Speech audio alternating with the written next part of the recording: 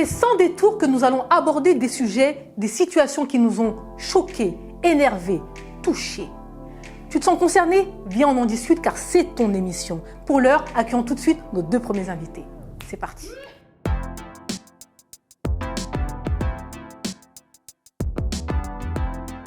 Snapchat, Instagram ou encore TikTok, leur impact sur la jeunesse semble très largement sous-estimé. Fat Bintou, Lionel, welcome. Vous êtes prêts? On est prêts. Yes. C'est parti. Alors donc c'est Fatima et Zora et ils ont des prénoms parce que c'est des êtres à part entière et ils sont très heureux de vivre avec moi d'ailleurs. Symbole de cette nouvelle génération décomplexée par rapport à la chirurgie esthétique, Maïsan, 24 ans, l'une des stars de la télé-réalité. Elle revendique 440 000 abonnés sur les réseaux et 147 de QI. Ma routine, c'est de photoshopper ma tête. Je peux photoshopper absolument toutes les zones de mon corps. Donc c'est du botox gratuit. Il y a un vrai diktat de l'apparence et j'y participe un petit peu dans le sens où moi aussi je mets des photos qui sont clairement modifiées en fonction des tendances. Je me montre telle que j'aimerais être. Mais Maïsan ne se contente pas de transformer son corps virtuellement. Elle est passée par la chirurgie et la médecine esthétique déjà 10 fois depuis ses 18 ans. Ça, c'est moi quand j'aurais fait toutes mes opérations. Voilà une vidéo qui a fait énormément débat sur les réseaux sociaux, beaucoup de commentaires, beaucoup de polémiques. Fat Bintou, qu'est-ce que vous en pensez? Bah écoute, moi je vois une jeune fille en souffrance, tout simplement, une personne qui n'a pas confiance en elle et qui se sent, qui a envie de ressembler à une image qui est un dessin numérique d'ailleurs.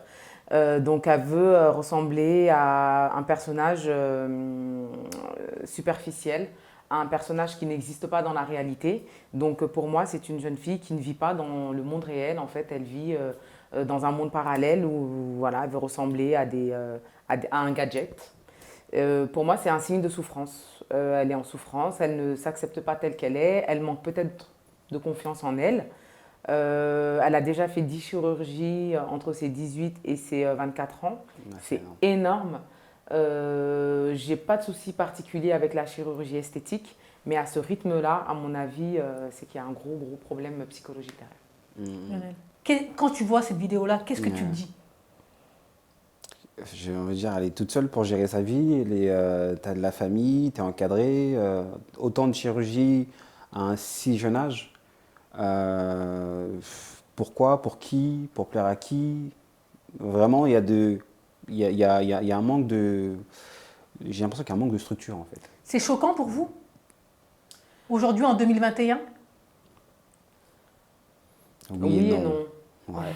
Oui et non. Oui et non, c'est choquant d'une part parce qu'effectivement on se pose la question de savoir quel est l'encadrement familial qu'il y a autour de cette jeune fille. Pourquoi autant de chirurgie, qu'en pense voilà, sa famille, comment est-ce que c'est perçu.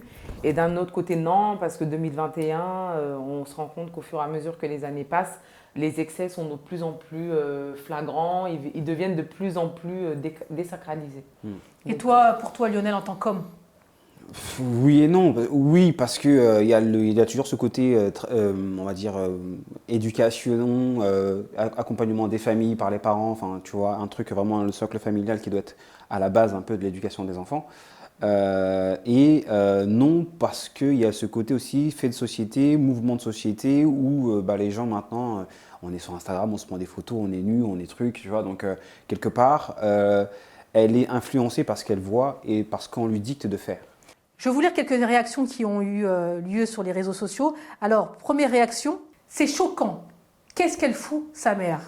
Deuxième réaction, Berk, t'as vu sa tête? La sœur des Bogdanov est en téléchargement. Et troisième réaction, pauvre jeunesse. Comment vous réagissez à ces réactions? La seconde réaction qui va abonder en fait dans cette logique-là où elle veut ressembler et plaire. Les frères Bogdanov, ils n'ont rien demandé à personne, mais ils sont attaqués sur leur physique.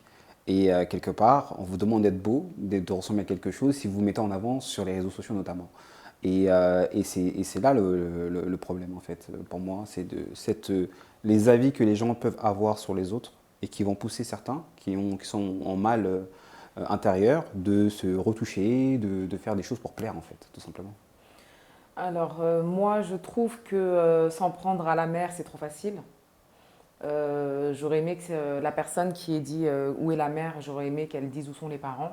Parce que c'est trop facile de lancer la faute à chaque fois sur les mères, alors que les pères sont censés être là aussi. Ensuite, les Bogdanov, ils n'ont rien demandé à personne. Mais c'est vrai qu'ils sont aussi très retouchés. Donc, à un moment donné, voilà, il y a une génération aussi derrière qui les suit, c'est des personnages publics, donc voilà. Et la troisième réaction qui disait, je ne me rappelle plus exactement ce que c'était, qui disait Burke, voilà, c'est c'est un sentiment de dégoût parce que la personne, à un moment donné, elle ne va plus ressembler à rien. Donc c'est une réaction que je peux comprendre également. Mais c'est à l'image de la société. Moi, je parle surtout de l'impact sur la fille. C'est-à-dire que la fille va forcément voir sur les réseaux sociaux, donc les différents commentaires. À votre avis, qu'est-ce que ça va lui faire? Est-ce que c'est constructif? Est-ce qu'il y a un intérêt de faire ça? Est-ce que c'est pas méchant, même sur les réseaux sociaux, de dire tout ça? Ça dépend pour qui. On est face à une personne qui a déjà fait de la télé-réalité, qui a plus de 440 000 followers. Je pense qu'elle pioche uniquement 440. Dans les 440 000, je pense qu'il y a une bonne partie qui la soutient et qu'en fait, on est face à une personne qui va plutôt se concentrer sur les avis positifs, les avis qui l'encouragent, que sur les avis négatifs. Voilà. Après, oui, je dirais en partie quand même, oui, c'est sûr que ça va la renforcer, la conforter dans ce qu'elle est en train de faire.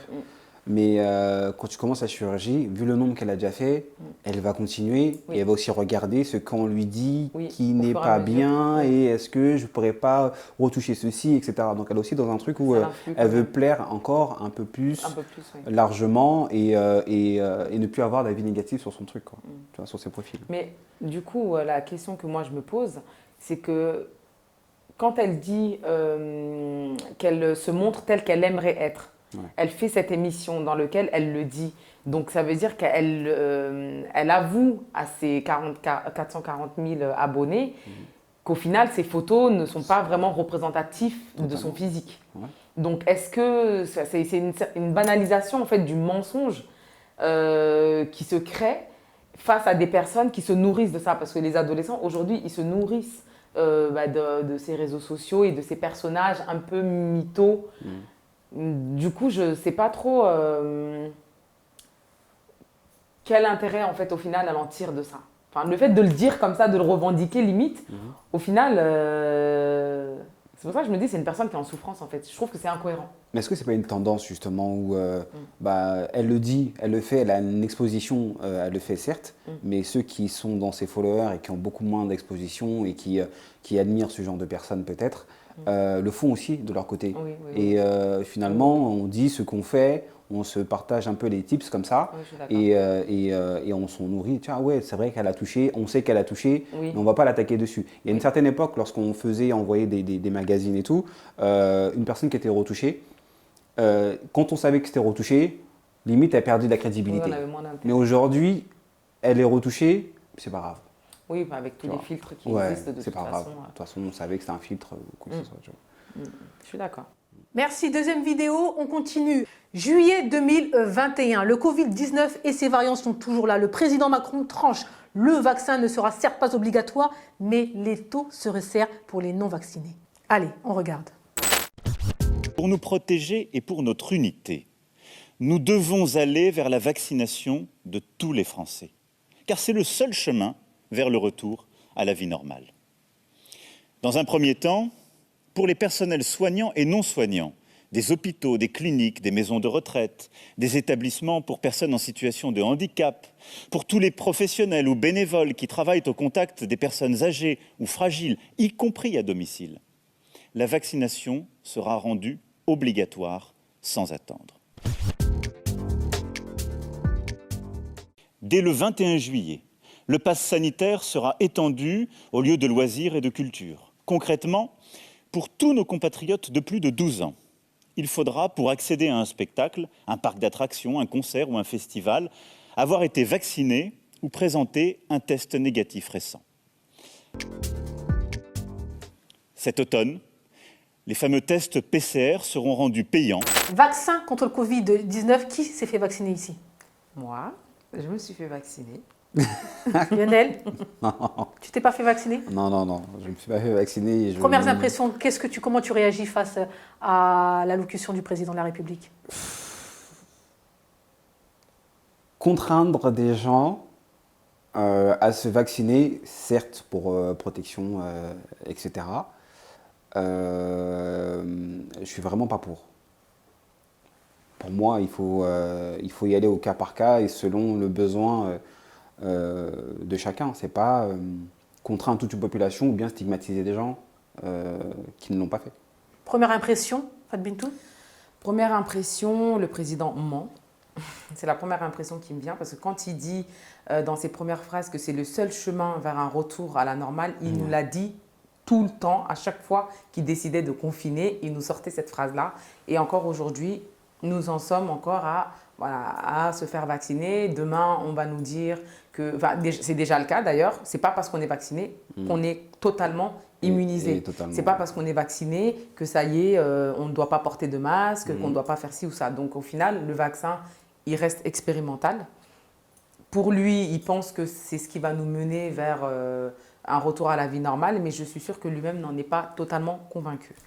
Deuxièmement, le pass sanitaire qui est étendu, moi je m'y attendais parce que ça fait un moment qu'ils en parlent. Donc ils font cette stratégie de nous mettre un peu la puce à l'oreille, de dire non, non, non, surtout pas, pour au final le faire. Et rendre les tests PCR payants pour contraindre les gens à se vacciner.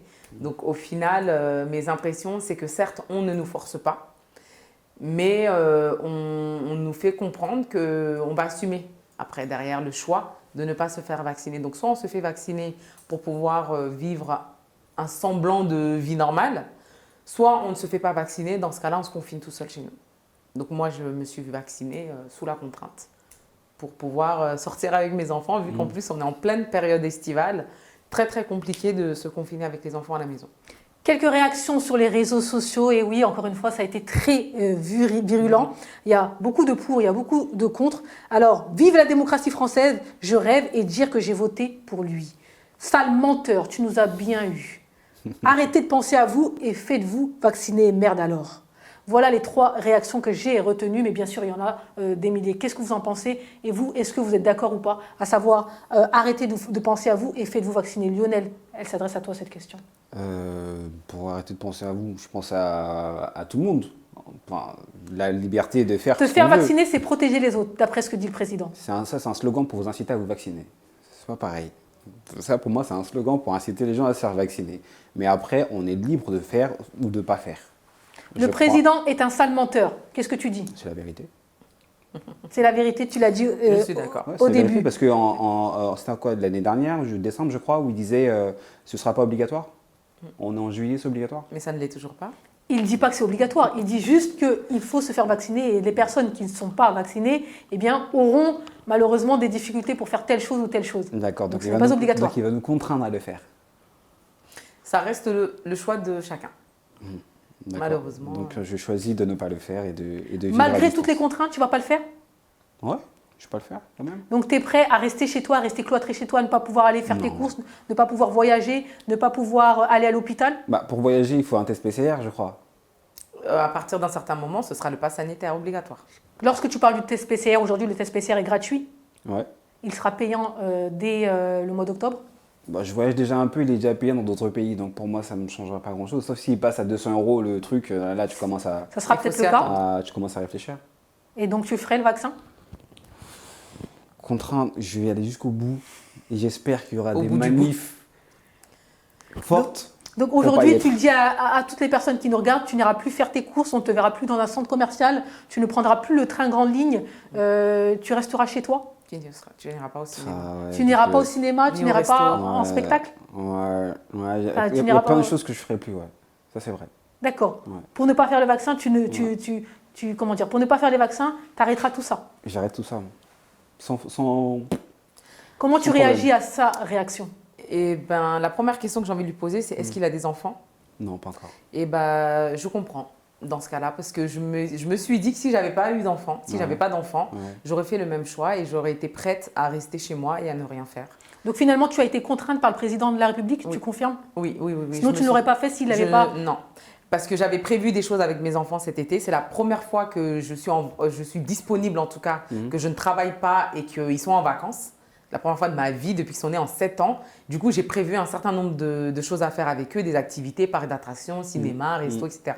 Et là, les nouvelles du président, enfin les décisions du président, quand elles sont arrivées, je me suis rendue à l'évidence qu'en fait, c'était pas possible. Soit c'était le vaccin, soit je punissais mes enfants et j'ai fait le choix d'aller faire le vaccin. Mais c'est là où c'est fort quand même, c'est qu'il vient quand même contraindre les gens et vous infantiliser par rapport à ça. C'est obliger les gens à aller se vacciner, sinon pas de resto, pas de machin, pas de terrasse. Si tu veux la liberté, pique-toi.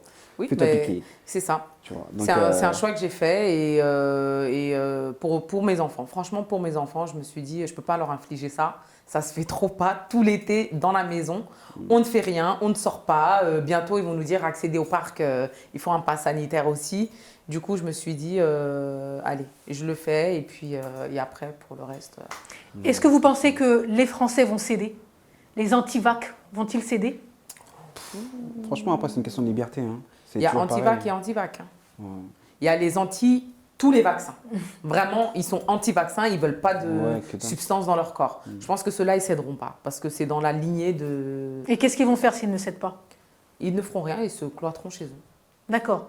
Donc, À mon on ne va avis. pas assister septembre, octobre à des grosses manifestations, Si, à des si. soulèvements de la population? Si, je pense Vous qu'il y en pensez? aura. Ouais, si. C'est un pari que vous faites? Ouais. Oui. Même pas septembre, au mois d'août, là, ça va commencer. Il me semble que samedi prochain ou aujourd'hui, je ne sais plus, il y en a une qui est prévue. Une manif, mais à mon avis, le président ne reculera devant rien. Pour toi, il ne reculera devant rien. Pour toi, est-ce que tu penses que le président Macron pourrait reculer, pourrait faire marche arrière? Ouais. D'accord. Ouais, je pense qu'il pourrait reculer. Il a Brigitte, hein, Macron.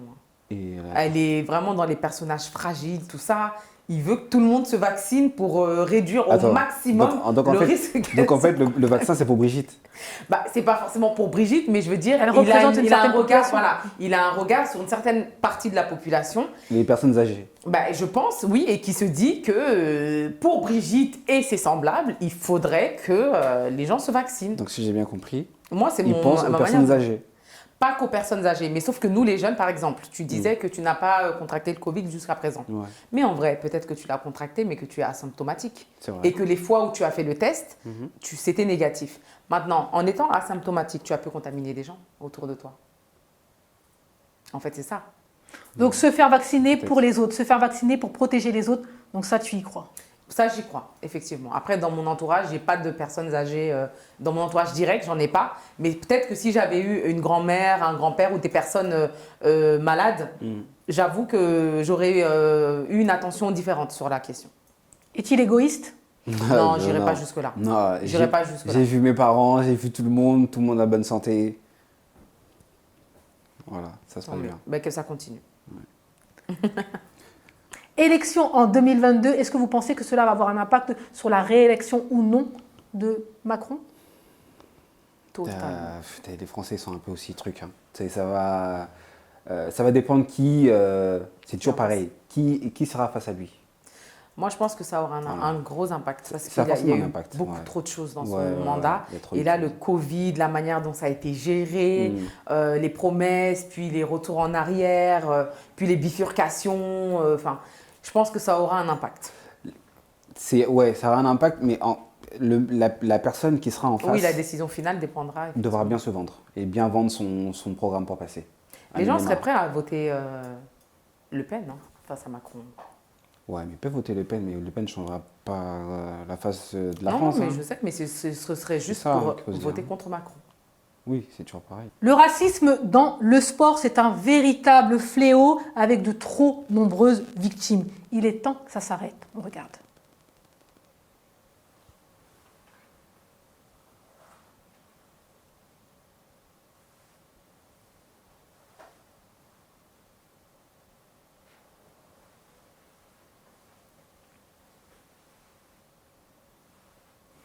« 2014, Mario Balotelli en pleurs.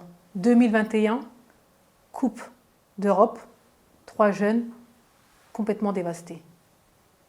Vous en pensez quoi? Quelles sont vos premières impressions? Bah, en soi, tu le vois, pleurer. Je me souviens de ce match-là. C'était un match à Naples. Donc il est en Italie. Il est dans son pays d'accueil. Et je crois que ça fait à peu près une dizaine d'années qu'il joue déjà. Et il subit encore ça. Donc c'est triste pour lui. Ouais. C'est triste pour lui, c'est triste pour l'humanité, c'est triste pour nous. Oui, l'humanité, c'est triste pour lui, c'est triste pour le pays, parce que c'est quand même symbolique. Hein.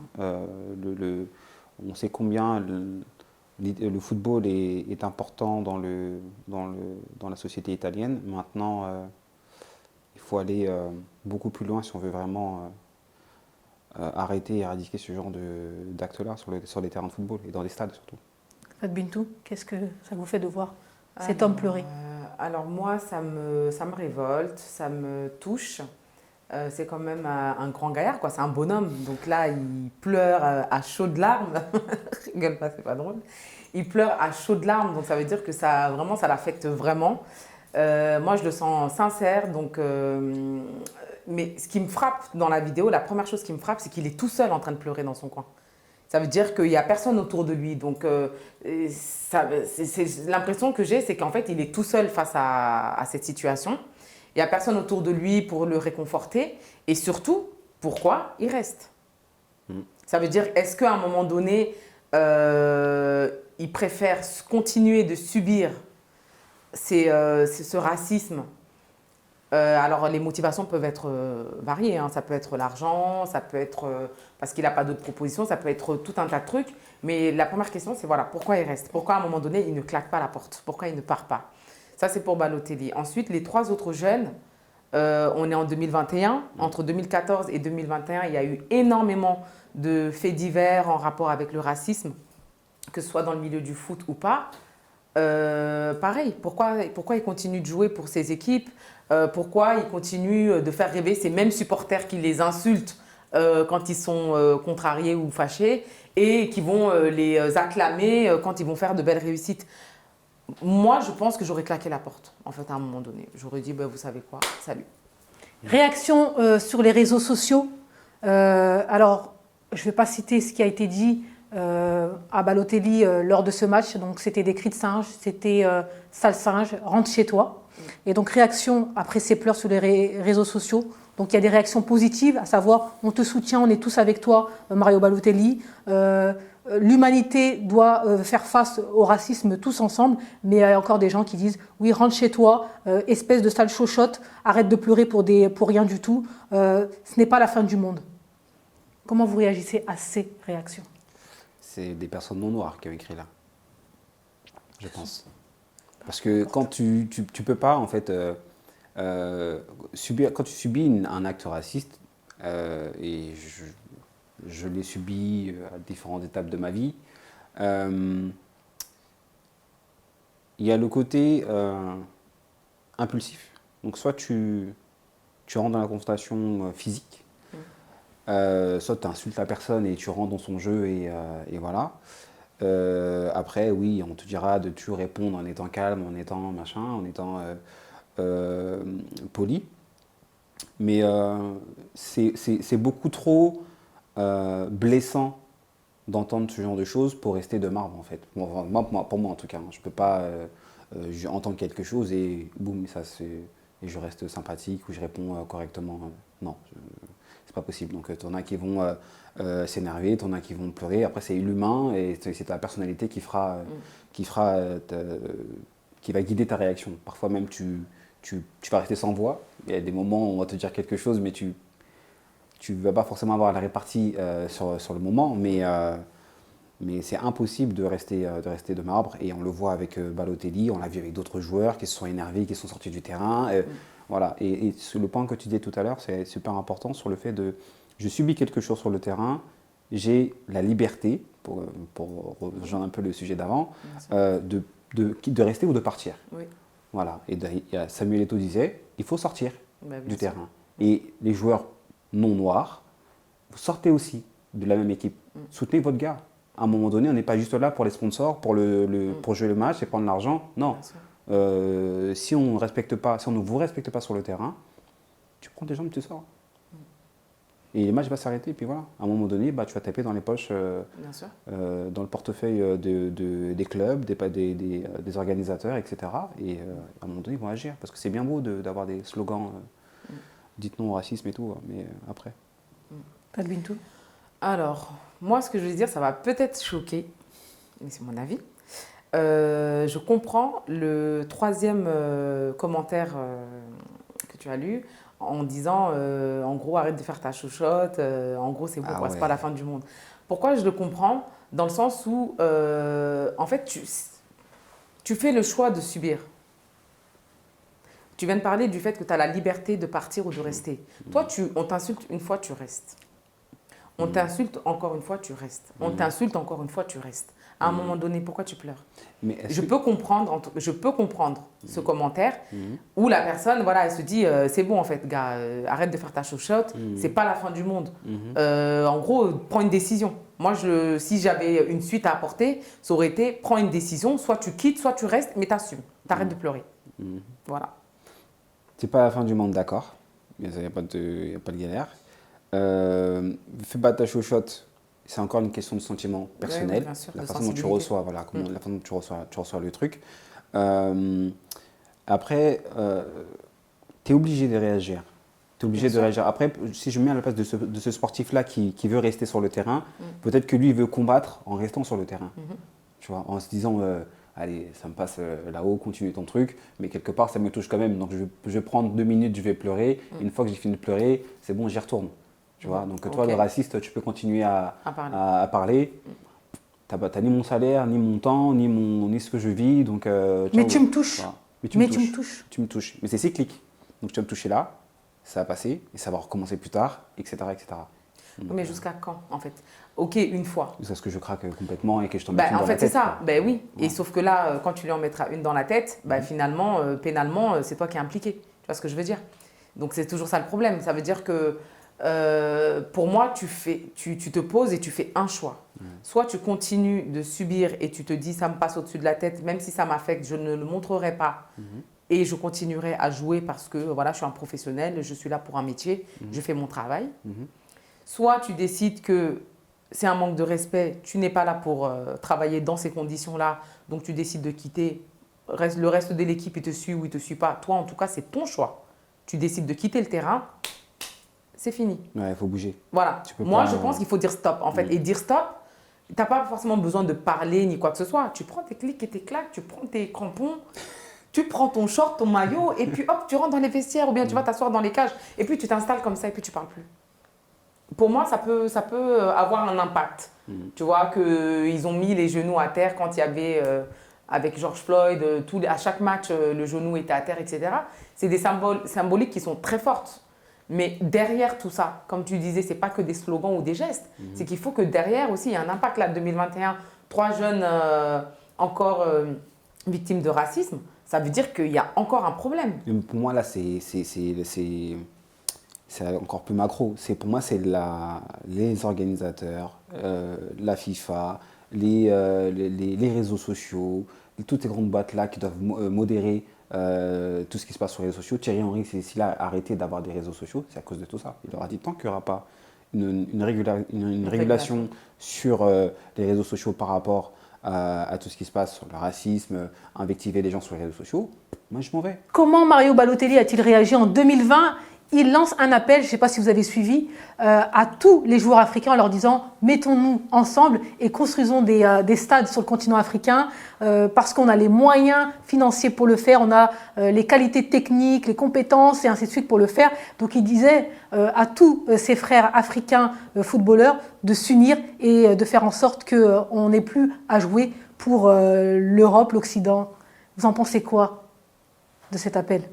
Réalisable, pas réalisable, C'est une bouteille à la mer. utopique? C'est utopique. Non, tu ne peux pas dire ça. Oh, c'est Mais utopique. ça existe déjà.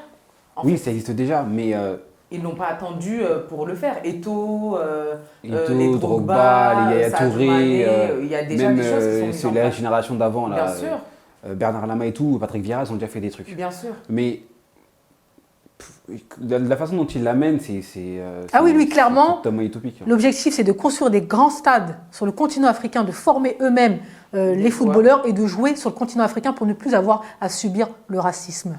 Ça, c'est là où, c'est la partie où ça va pas trop, Les à gars, mon avis. voilà, il y a aussi un aspect économique pour vivre, pour les sponsors. Il y a une structuration qu'il faut avoir déjà. Oui. Et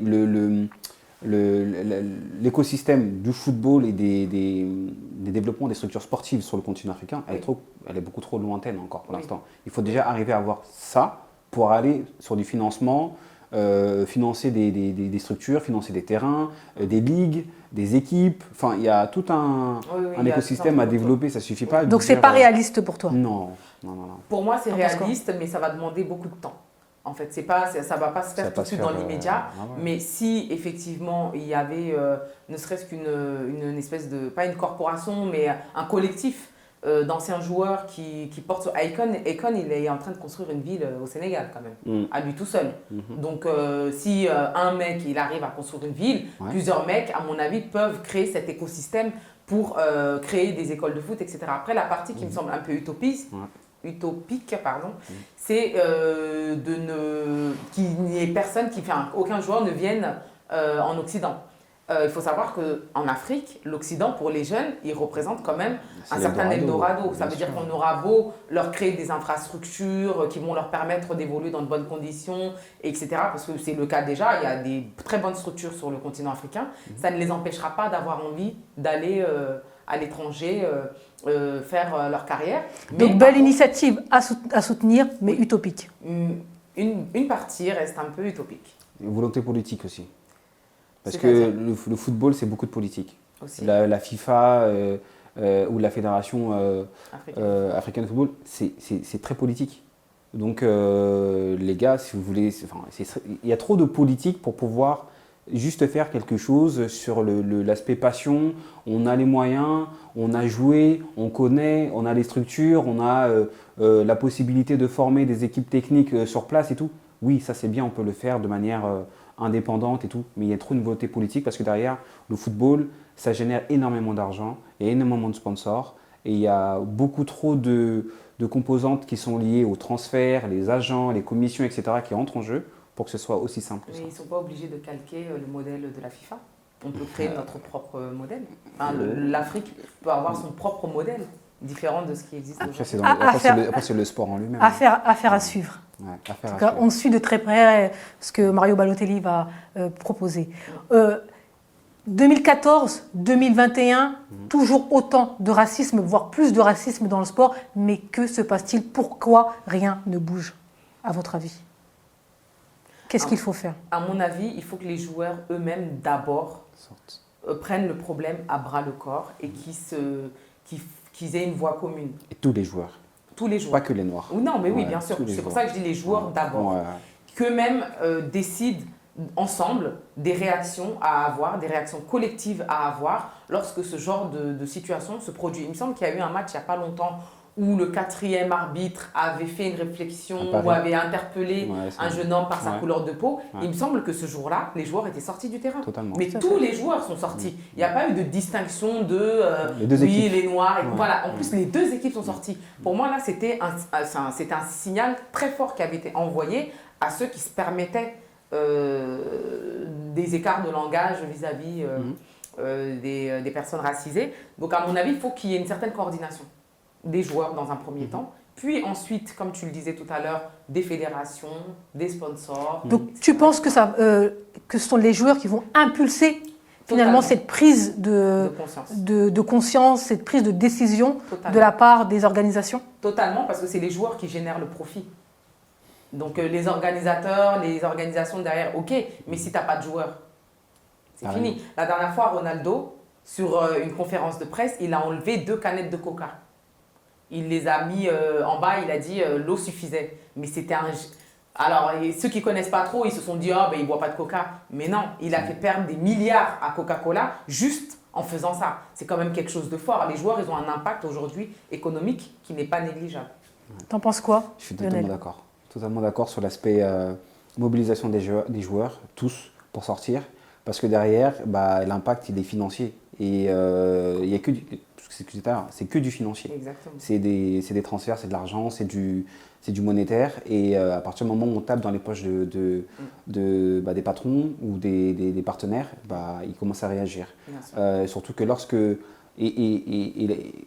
lorsqu'une équipe sort du terrain, ce qui va se passer, c'est aussi il y a la sanction sportive. C'est que vous allez être pénalisé parce que voilà, vous n'avez pas fini le match, etc., etc. Mais vous avez forcé les gens aussi à changer les règles là-dessus et à prendre vraiment le problème à bras le corps pour le résoudre. Et là, ça se passe au niveau un peu plus institutionnel, politique, etc. Donc, et quand on parle des pays, la Ligue et ainsi de suite, doivent-ils réagir? Parce que souvent, on voit des campagnes stop au racisme, des campagnes publicitaires. Mais à un moment, on est quand même en 2021, rien n'a changé. Au contraire, ça a augmenté. Ils réagissent Il faut se poser des questions. C'est-à-dire, ils font des tweets. Tu tweets, oui, nous sommes contre machin, truc, hashtag. Nous soutenons, nous condamnons fermement. Ouais, nous condamnons fermement. Les politiques, après, qu'est-ce qu'ils peuvent faire parce qu'ils vont dire que les textes de loi existent. Il faut qu'il y ait des recours qui soient faits. Maintenant, est-ce que par exemple, ces joueurs-là, est-ce qu'ils portent systématiquement plainte déjà? Non. Déjà, pour moi, c'est un premier problème. Si on a des lois qui existent, que, comme ils disent, le législateur a fait en sorte qu'on puisse faire valoir ce droit-là, pourquoi on ne l'utilise pas? C'est le premier problème. Les politiciens, quand ils se font insulter par un passant, des fois, il y en a plein, ils vont porter plainte. Même s'ils ne connaissent pas la personne, ils vont quand même porter plainte pour montrer qu'ils ont fait quelque chose. Parfois, quand on est victime de racisme, on ne va pas jusqu'au bout. C'est-à-dire qu'on fait du bruit, on parle, on crie, on s'agite, etc. Mais le principal concerné, est-ce que derrière, il va déposer la plainte pour que la justice puisse faire son travail et qu'il puisse faire valoir son droit? Je n'ai pas trop l'impression. Donc en gros, il faudrait sanctionner, mais d'abord, il faudrait porter plainte. Il faudrait que les gens se mobilisent pour porter plainte, une plainte commune, et ensuite des sanctions lourdes, des sanctions impactantes, des sanctions dissuasives. Exactement. Pour qu'on puisse aussi évaluer. Tant qu'il n'y a pas d'actions qui sont portées devant la justice, on ne peut pas vraiment évaluer la quantité, le nombre de cas. Ils vont avoir des chiffres, mais qui ne sont pas représentatifs de la réalité. Et ça, c'est un vrai problème. Voilà, nous sommes au terme de cette émission. Merci à vous Lionel, merci à vous Fat Bintou d'avoir participé. Si vous aussi vous souhaitez participer, si vous aussi vous souhaitez vous asseoir ici sur le divan et donner votre avis, eh bien n'hésitez pas à nous contacter. On vous attend. À très bientôt.